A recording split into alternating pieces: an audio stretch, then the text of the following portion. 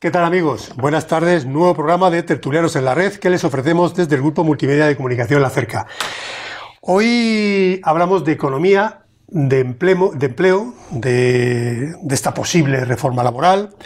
Vamos a hablar del salario mínimo interprofesional, intentaremos hablar también de las pensiones, de esa posibilidad de que se brinden las pensiones en la Constitución y bueno, y de aspectos económicos y empresariales en general, y para eso tenemos y ya presentamos al que es el secretario general de la UGT en Castilla-La Mancha, Carlos Pedrosa. Carlos, buenas tardes. Hola, buenas tardes. Mira, ya me alegra mucho que estés aquí. A mí también. Te voy a hacer un preámbulo si te parece oportuno. Perfectamente. Tú eres una persona sensata, te lo he dicho fuera de micro, en la sala de juntas. Los dos somos ya veteranos en esto de la economía, del empleo, de la vida, de la sociedad. Y tú me decías antes, como buen criterio, me tomo esa frase, que tenemos más pasado que presente o que futuro. Y es cierto, ya con cierta edad, si llevamos por lo menos 40 años casi trabajando entre pitos y flautas, sí, pues que duremos otros 40 años más trabajando en esa tesitura va a ser bastante complicado. Y además vamos a estar ya en un bastante chungo. Bastante chungo. Bueno, el caso es que, como saben, bueno, no sé si lo saben ustedes, pero recientemente ha sido publicado el índice de competitividad regional por el Consejo General de Economistas de España, referido al periodo que va entre los años 2008 y 2016. Este es un informe muy interesante para todo lo que el amigo Carlos y yo vamos a, sobre todo él, poner encima de la mesa en este diálogo de amigos, de personas con inquietudes sociales que vamos a tener esta tarde. En los preámbulos de este informe, el Consejo de Economistas manifiesta que la competitividad regional, aun siendo un elemento crucial en el desarrollo nacional, no debe considerarse como un concepto macroeconómico ni microeconómico, entendiendo que una región no es una simple agregación de empresas ni una versión a escala de los países. En el ámbito regional, o meso, que es el meso es la diferencia, el punto medio entre el ámbito regional y la macroeconomía nacional. Y dice que en el ámbito regional o meso se identifican nuevos patrones de competencia. Y una de las definiciones más amplias y citadas de la competitividad la da a conocer pues un economista bastante importante que se llama Meyer Steimer. La dijo en el año 2008, que se define como, a nivel de competencia, de competitividad territorial, como la capacidad de una localidad o región para generar ingresos altos y crecientes y mejorar los medios de vida de las personas que viven allí. Tómense nota de esta cita.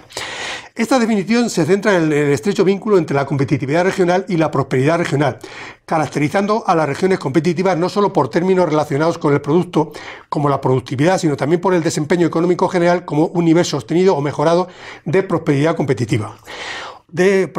Comparativa. Otro gran economista, Huggins, dice lo siguiente y subraya que la verdadera competitividad local y regional se produce solo cuando se logra un crecimiento sostenible a tasas laborales que mejoren los estándares de vida en general. Prácticamente la misma definición que dice el otro economista. Algunos autores incluso inciden en la existencia de desventajas competitivas relacionadas con la productividad, que configurarían el núcleo duro de la competitividad, pero también de otras dimensiones socioeconómicas en el ámbito regional o urbano. En similares términos, la Comisión Europea define la competitividad regional como la capacidad de una región de ofrecer un entorno atractivo y sostenible para que las empresas y los ciudadanos se establezcan y trabajen en ellas. En todo caso, parece también desprenderse una relación bidireccional entre la competitividad regional y la competitividad empresarial, de tal forma que las empresas, con sus buenas prácticas, contribuyen a la competitividad del territorio, pero la región, a su vez, contribuye al desempeño competitivo de las empresas mediante la creación de un entorno favorable en el que éstas desarrollan su actividad. Dicho entorno supone tener en cuenta los recursos del territorio, implicar a los agentes e instituciones, integrar a los sectores de actividad en una lógica de innovación y cooperar con los territorios. En definitiva, y dado el interés creciente por los procesos de desarrollo endógeno, tanto local como regional, así como el reconocimiento a su papel en el crecimiento y bienestar de los países, cobra particular relevancia el análisis de la competitividad regional que ha hecho, como digo, el Consejo de Economistas de España, recientemente publicado, y que de manera lamentable han hecho bastante público en los medios de comunicación, algunos medios de comunicación, y lo que han hecho lo han hecho mal, porque se refieren a periodos del año 2017 y 2018, y este informe no habla ni del año 2017 ni del año 2018, sino que se cita y se circunscribe estrictamente entre el año 2018 y 2016, que son los años en que empieza la crisis, y digamos que se establece pues un diagrama de sostenibilidad de la crisis, que luego hablaremos también con Carlos si eso es verdad o mentira. En este contexto digo que se inserta la construcción de este índice de competitividad regional. Para la realización de este informe de competitividad regional se han tenido en cuenta distintas variables que se engloban en 7 ejes principales, que son: 1. El entorno económico; 2. El capital humano; 3. El mercado de trabajo; 4. El mercado institucional; 5. Las infraestructuras básicas; 6. El entorno empresarial; y 7. La innovación. A modo de resumen, ya les digo que en el informe del Consejo General de Economistas de España, que tiene 142 páginas y con datos concluyentes del último ejercicio analizado en relación con la competitividad regional, en el año 2016 determina, en este año 2016, que la Comunidad de Madrid, País Vasco y Comunidad Foral de Navarra alcanzan las cotas más altas en la mayoría de estos ejes de variables que les he dicho a nivel de competitividad regional. A continuación se encuentran Cataluña, Aragón, La Rioja, Principado de Asturias, Comunidad Valenciana, Galicia y Castilla y León. En este segundo grupo destaca también con claridad Cataluña. Después le siguen las Islas Baleares, la región de Murcia y Canarias. Y finalmente Extremadura, Andalucía y Castilla-La Mancha, que presentan los peores resultados a nivel de competitividad regional.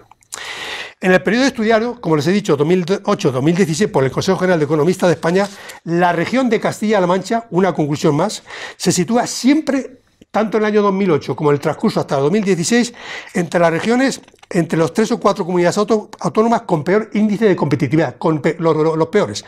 Por ejemplo, en el año 2008 se situaba de las 17 comunidades autónomas en el puesto 14 del total de las 17. En el año 2009 en el puesto 15.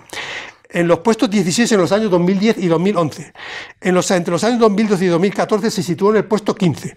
En el año 2015 en el puesto 14. Y en el último analizado en el 2016 en el puesto 15. Bueno, pues esta es la situación económica real que en base a no lo que digan los medios de comunicación, sino que lo que dicen los expertos economistas en España, se sitúa Castilla-La Mancha.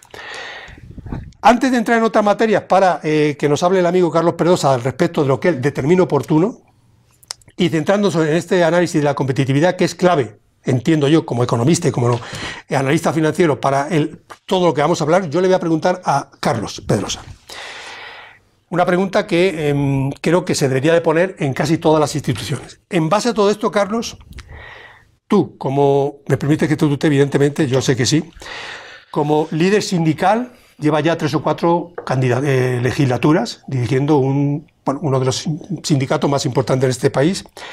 Te pregunto, ¿crees posible, en base a esta situación, la creación de una mesa de negociación entre empresarios, sindicatos, instituciones y profesionales de la economía y la empresa, que puedan evaluar, planificar, organizar y crear un modelo económico empresarial, un proyecto de país, en este caso regional en Castilla-La Mancha, de aquí a 15 o 20 años, de tal forma que las generaciones venideras no puedan decir eso de que qué mala suerte he tenido de estar en una región que año tras año arroja los índices peores, no solo de competitividad, sino de paro y deterioro general de bienestar social más altos de España y de la Unión Europea? Yo sé que me he quedado tranquilo diciendo todo esto, pero es que si no lo digo, reviento. Ojo, aparte, que esto no es una opinión mía. Repito que es un informe del Consejo de Economistas de España, para que luego nadie me dé la vuelta al respecto de estos temas. Es su palabra, don Carlos. Bueno, yo siempre siento mucha admiración por esta gente tan sabia, ¿no? Nada más y nada menos que el Consejo de Economistas de España, ¿no? De una de las mayores potencias económicas del mundo, ¿no? Una cosa increíble. Pero yo me voy a acercar un poco más al terreno, porque me estaba acordando del refranero que describe lo que dicen ellos en 140 páginas en una frase. Y es que a perro flaco todos son pulgas, ¿no? Y eso es lo que pasa. Eso es lo que pasa. Vamos a ver. Hablan, y no se equivocan los economistas, de competitividad. Y es que estos cálculos los carga el diablo. ¿Qué le ocurre a una economía tan dependiente como es la española, tan intensiva en mano de obra y tan poco centrada en el sector industrial, y donde los beneficios empresariales, yo no sé de dónde están yendo, porque a salarios no van, a impuestos en amplios sectores tampoco, y a la inversión en las empresas tampoco, ¿no? Entonces, no se invierte en innovación, no se invierte en nuevas tecnologías, nos llega la robotización y vemos que es una amenaza. Bueno, pues en este tipo de tejido industrial, de tejido económico, de modelo económico como es el que tenemos en España, pues tenemos un problema, y es que cuando sube el empleo, perdemos competitividad. De hecho, el Consejo de Economistas habla de 2016 en adelante. Claro, porque en 2014 empezó a crecer precario, pero empezó a crecer el empleo. Y entonces la economía española perdió competitividad. ¿Dónde, sobre todo? En aquellos territorios de este país, de las Españas, en los que el tejido económico está más centrado en el sector servicios y más intensivo en mano de obra. Pero en cualquier caso, ¿dónde está el proyecto de país? ¿Dónde está el proyecto de aquí a 15, 20 años en España o en Castilla-La Mancha? ¿O dónde está el proyecto de país que nos ilusione a todos los que nos sentimos españoles, ¿no? Yo no lo veo. Yo no lo veo. Yo vengo diciendo desde hace tiempo que llevamos 40 años de Constitución, llevamos 40 años de democracia, 30 y tantos de autonomías, y las mismas 4 o 5 autonomías que estaban a la cabeza hace 4 décadas en desarrollo industrial, en Producto Interior Bruto, en población, en creación de empleo, siguen siendo las mismas. Y los 4 o 5 territorios de este país que estábamos en la cola, seguimos siendo los mismos. Andalucía, especialmente el oeste de Andalucía, Extremadura, Castilla-La Mancha, Castilla-León, Galicia. Es decir, que en el sur de Europa hay otro sur, todavía más pobre, que conforme crecen las desigualdades, está más cerca de África que de los Pirineos. Y ese problema no está en la agenda, y lo digo sin ninguna acritud, pero también con mucha tristeza. Ese problema no está en la agenda de ningún partido político que gobierna este país. Pues si ese problema no está en la agenda de ningún partido político que gobierne o que pueda gobernar el país, mal me lo pinta usted, don Carlos, para las, como he dicho, las generaciones venideras. Porque ¿qué futuro les espera?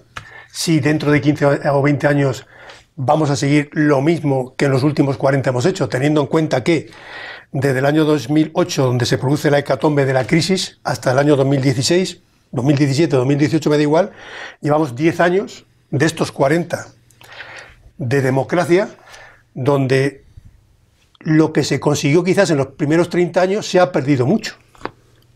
No, es decir, ¿qué motivación tenemos para la gente joven? Yo creo que hay 2 niveles, ¿no? Uno, ¿en qué hemos avanzado en estos casi 40 años de autonomía? ¿En qué hemos avanzado? Hemos avanzado en sanidad. Yo tengo un recuerdo vivo y relativamente reciente de gente de Albacete que para hacerse cualquier tratamiento de diálisis tenía que irse fuera. Una resonancia magnética tenía que irse fuera. Es decir, ¿es mejorable la sanidad actual? Sí. Hemos mejorado sustancialmente. Faltaría más, ¿eh? Faltaría Bonito más. estaría. Bonito estaría. ¿Hemos avanzado en educación? Sí, claro. Tenemos la universidad, ya no tenemos que ir a engordar las cuentas de nuestros vecinos murcianos para que nuestros hijos vayan a estudiar allí los que podían, o a Madrid, o a Valencia, o a Granada. Hemos avanzado. ¿Es mejorable? Sí, pero hemos avanzado. ¿Dónde estamos en una situación compleja y donde acaba la esperanza, o donde podemos cuestionar la esperanza de futuro? En el desarrollo industrial, en el empleo, en un proyecto vital. Sí, estamos hablando de eso, ¿eh? Estamos hablando de eso. Qué duda cabe que todos sabemos que hemos avanzado en bienestar social, pero estamos hablando de economía, de empleo. Entonces, remedio. Pues hombre, el camino es sencillo, pero no coincide con la agenda política que tenemos en este momento. Mire, en la película de Amanece que no es poco, hay alguien que dice una frase de todos somos contingentes, pero usted no, señor alcalde, que es imprescindible. Yo creo que los políticos, nuestros jóvenes políticos de hoy en día se han tomado esa frase al pie de la letra y se han pensado que los imprescindibles son ellos y que los ciudadanos somos prescindibles, somos contingentes. No es así. Pero realmente en este país no hay un ascensor social que funcione. Si es que lo ha dicho la OCDE, no lo ha dicho nadie sospechoso de ser un rojeras, ¿no? Ni ser un sindicalista loco, lo ha dicho la OCDE. Hay un fuerte desequilibrio territorial en España que está en la génesis de las desigualdades en ese país. Así es. Y eso tiene que corregirse. Evidentemente no se va a corregir si todas las infraestructuras se proyectan por el Mediterráneo o se proyectan por Madrid. No se va a corregir si las grandes empresas, incluso las españolas, todas las inversiones productivas las hacen en el corredor mediterráneo o en Madrid. Es decir, no hay equilibrio territorial y por eso se van nuestros jóvenes. Porque aquí no tienen expectativas. Mire, hace ya algún tiempo, en una entrevista que me hicieron ustedes aquí en La Cerca, me preguntaban por si nuestros hijos viven mejor que nosotros. Sí. Yo les dije que bueno, o si nuestros hijos viven peor que vivíamos nosotros, sus padres. Yo dije, no, eso no es verdad. Y le he dado muchas vueltas a esa pregunta. Porque claro, yo pensé cómo estaba la situación en los años 80, cuando yo me incorporé al mercado de trabajo, con un 22-23% de paro en la ciudad de Albacete, o en la provincia de Albacete, y dije que no, pero ¿sabe lo que teníamos nosotros? Aunque la situación podía ser asimilable, vamos a dejarlo así. Nosotros teníamos expectativas. Nosotros sabíamos que peleando, que trabajando, podíamos salir adelante. Nuestros padres, que vivieron una situación en la posguerra muy dramática, precaria, de hambre, sí. Tenían expectativas. Y ellos pensaban que trabajando, y lo sentían así, podían llegar a algún sitio. ¿Y ahora qué expectativas? Pero es que ahora no hay expectativas. No hay expectativas porque se ha roto el contrato social, porque el ascensor social no funciona. Es decir, hace 20 años empezó a romperse el ascensor social y hace 10, 11 años se rompió definitivamente. Fíjese usted, la tasa de paro de los menores de 25 años, como usted bien sabe, de la Unión Europea, se situó hace unos meses en el 14,8%. Esto supone 2 décimas menos que el mes anterior y la mejor lectura del dato de desempleo juvenil desde que Eurostat comenzó a recuperar información en enero del año 2000. El total de jóvenes menores de 25 años es del 33%. En hombres el 34,02% y en mujeres el 31,78%, de acuerdo al Instituto Nacional de Estadística en base al tercer trimestre del año 2018. España es el segundo país de la Unión Europea con la tasa de desempleo juvenil más alta. Empleo juvenil, digo, insisto, de menores de 25 años. Hablamos del 33%. O sea, una tercera parte de los jóvenes de este país en esa edad están en situación de paro. Yo es que, claro, estamos hablando de que duplica de largo, 2,3, 2,4 veces la media del índice que tiene Europa. En base, y seguimos hablando de las expectativas de los jóvenes. A mí me gustaría que usted, como líder sindical, pues las mecánicas a realizar y las negociaciones que puedan tener con las instituciones, con los políticos de turno, pues fueran tendentes a construir ese modelo de país, de región, de autonomía, que en otros países a lo mejor tienen. Pero es que no avanza esto, Carlos. Es que usted ha venido por aquí muchas veces y vendrá las veces que usted aquí quiera venir. Y seguramente que ha ido a un montón de emisoras de radio, e irá, y periódicos, pero es que el discurso siempre es el mismo. Pero es que todos los líderes políticos y sindicales que pasan por aquí, por otros medios de comunicación, el discurso es el mismo. Y este discurso, hombre, al principio, hace 40 años, podía tener su significado. Cuando han pasado 20 años de democracia, a lo mejor casi que también. Pero ya después de 25 años, que llevamos 40 de democracia, deja de tener significado.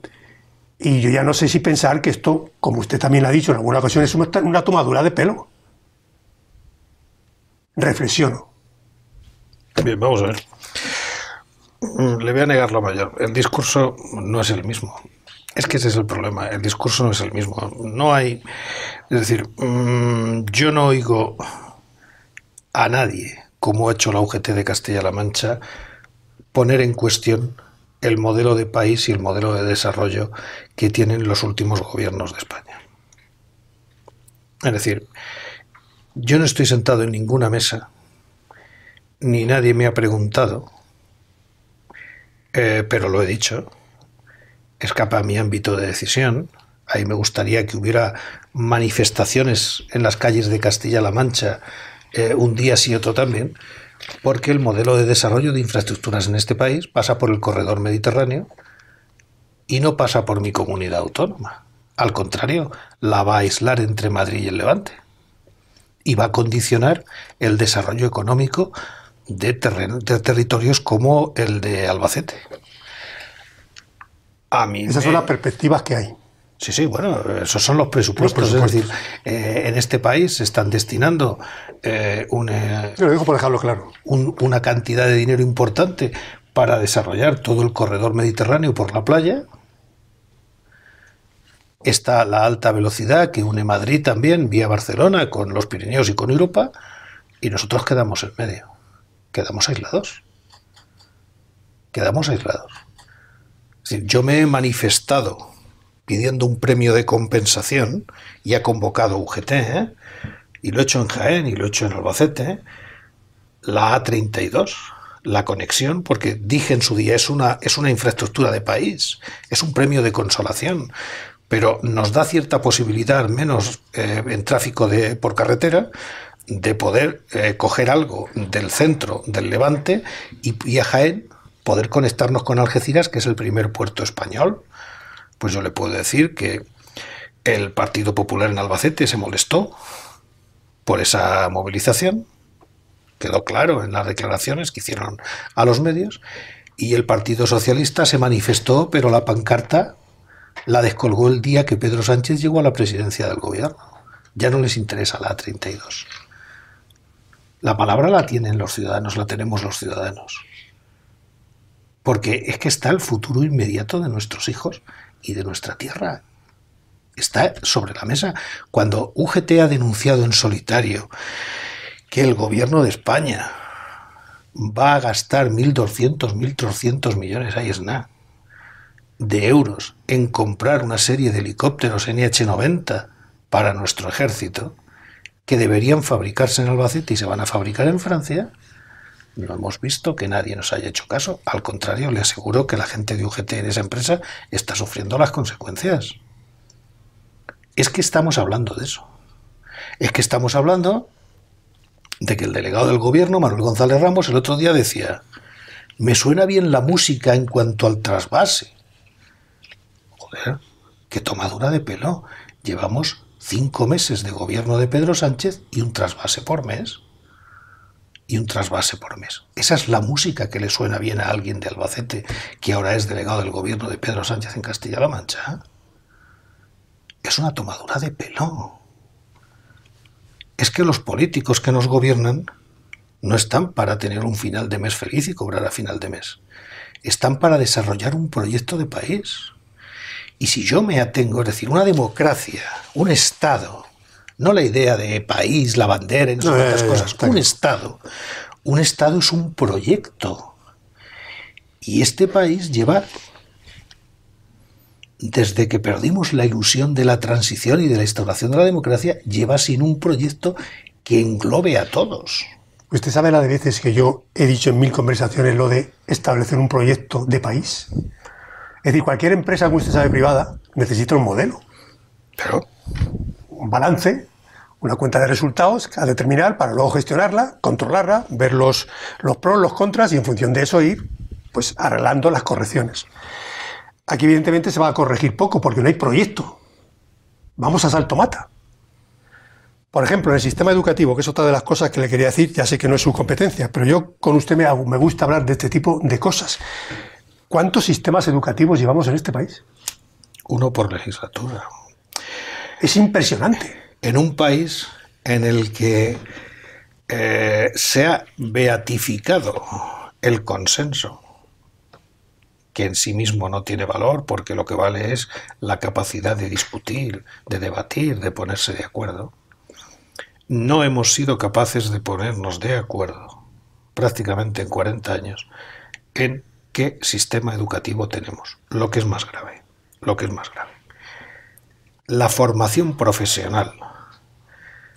Algo imprescindible en un país que aspira a ser competitivo, pero de competitividad de la buena, porque la competitividad hay dos, lo digo por lo de los economistas, hay como el colesterol, hay de la buena y de la mala. Pues la competitividad de la buena, que es la que da la inversión en tecnología, que es la que da la inversión en formación profesional, es el gran olvidado de estos 40 años de democracia. Es decir, hoy es más fácil que un chico o una chica de este país, de Castilla-La Mancha, de Madrid, de donde sea, estudie una carrera universitaria que algo de formación profesional. Yo le decía a alguien hace unos años, es curioso que a mí las empresas me dicen, necesitamos gente para granallado de hierro, necesitamos gente para oxicorte, y no nos las da el sistema, fresadores, y no nos las da el sistema, fresadores, no sé qué. Y entonces yo veía que alguien para estudiar una carrera que no la tiene en el campus de Albacete, se puede ir a una magnífica residencia por un precio razonable y asequible, esto es obra del gobierno de la comunidad autónoma, a Cuenca o a Toledo o a Ciudad Real. Y además tenemos unas tasas universitarias competitivas con otras comunidades autónomas. Perfecto, pero ¿por qué cuando alguien quiere hacer FP y no tiene esa especialidad en su ciudad, no tiene esas mismas posibilidades? Es más difícil estudiar FP. Acuérdese usted, don Carlos, que hace ya años casi que se demonizó la formación profesional y sin embargo se promocionó hasta la saciedad el hecho de que todos teníamos que tener títulos universitarios. Bueno, pues ahora hay un montón de titulados universitarios que le voy a contar a usted que están en paro. Y el que no está en paro está haciendo otra cosa distinta a lo que ha estudiado. Sin embargo, como usted sabe mejor que yo, quizás haya muy poquitos profesionales de formación profesional cualificada que estén en el paro. Eso también lo sabe usted mucho mejor que yo. Hay un tema ahí que apunta usted, es que es verdad. Mire, en los años 70 hubo una reforma educativa. De acuerdo si fue 71 o 72, sí, bueno, todavía en la dictadura, donde se recorrían las escuelas de GB y a algunos alumnos, que no eran los más brillantes en EGB, se les decía que tenían que ir a la FP. Sí, sí, a eso me refiero. Y se les demonizaba así, sí, sí. ¿No? Yo tengo compañeros de escuela que se les señaló el camino de la FP y hoy son profesores universitarios, ¿vale? Por lo tanto, el sistema se equivoca. Pero lo gordo del caso es que con la Ley Wert el Partido Popular repitió el mismo error que tuvo la dictadura a principios de los 70. Ahora la van a cambiar. Yo espero que la ministra Celaá consiga hacerlo, pero le voy a decir algo más. El sistema está basado actualmente, los pasos que está dando el gobierno de España de hoy, en la formación dual. Y están divinizando la formación dual. La formación dual es muy interesante, sobre todo si se la regula y no se convierte en un nicho de tareas sumergidas en las empresas, que en vez de crear empleo lo meten como prácticas lectivas. Por lo tanto hay que regularlo. Pero segundo, es que en eso tampoco somos todos iguales. La formación dual para las grandes empresas está muy bien, pero la pequeña empresa, la microempresa, que es la que crea empleo, no está entrando al mundo de la formación dual. Y esas empresas son las que reinan en Castilla-La Mancha o en Extremadura o en Andalucía. Por lo tanto, volvemos a lo del principio. Es un poco la pescadilla que se muerde la cola. Como usted también bien sabe, España es uno de los países con cuyas empresas entre 1 y 9 trabajadores están muy por encima de la media europea. Es decir, tenemos muchas pequeñitas empresas entre 1 y 9, en una media de 3-4 trabajadores. Esa es la tónica general en este país, que se acrecienta en tanto en cuanto las regiones son más pobres o menos capacidad competitiva tienen. Es el caso de Andalucía, Castilla-La Mancha y Extremadura, donde ahí crece todavía las empresas que son más pequeñitas en detrimento de las que son todavía más grandes. Es decir, hay muchas más empresas industrializadas y, por tanto, con trabajadores de 250 empleados o más, grandes empresas, en el norte, en Cataluña e incluso en el Levante, que en Extremadura, en Andalucía y en Castilla-La Mancha. Datos también de la OCDE, por ejemplo.